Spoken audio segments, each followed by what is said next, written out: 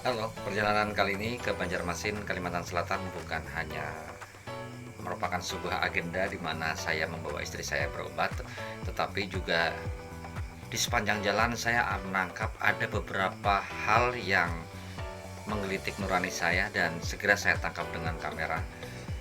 Buat saya gambar-gambar ini cukup bicara bagi saya ya yang masih amatiran dalam fotografi, apalagi fotografinya hanya memakai HP. Tapi seperti kata pepatah bahwa alat bukan merupakan masalah, karena yang terpenting adalah keinginan, terus kemudian juga feel atau perasaan, terus juga sense atau rasa. Ya saya nggak tahu, makanya minta advice pada para fotografer yang senior, karena saya hanya menggunakan HP saja. Tapi sayang kalau momen itu dilewatkan dan itu sudah menggelitik saya.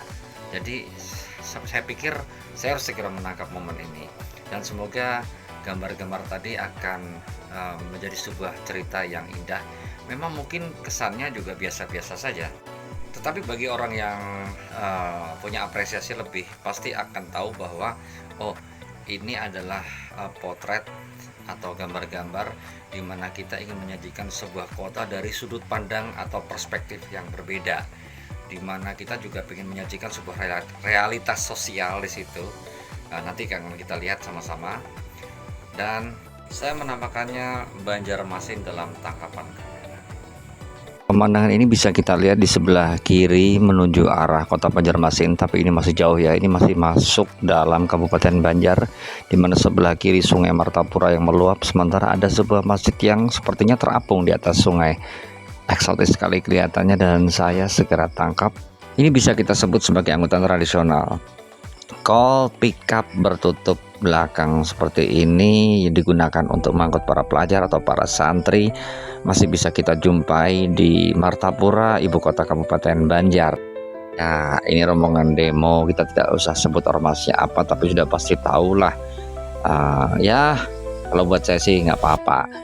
Ini kan bagian daripada demokrasi. Wajar kalau mereka juga berpendapat ya, karena mereka juga punya hak untuk mengemukakan pendapat seperti yang diatur dalam undang-undang negara kita kan.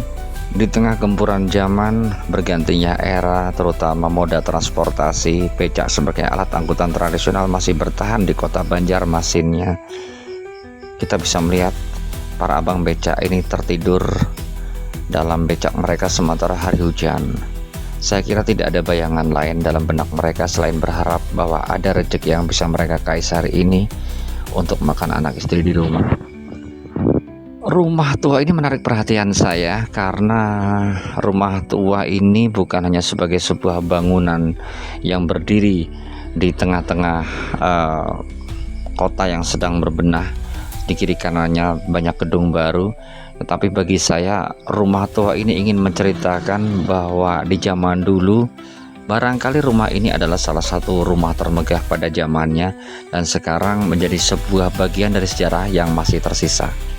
Sungai yang meluap, sementara masih ada perkampungan-perkampungan di sekitarnya yang kondisinya sangat-sangat sederhana, dan mudah-mudahan pemerintah kota Banjarmasin juga bisa merelokasi atau merenovasi rumah mereka ini. Karena kalau hujan turun dan sungai meluap, bukankah keselamatan mereka sendiri yang menjadi tergadaikan?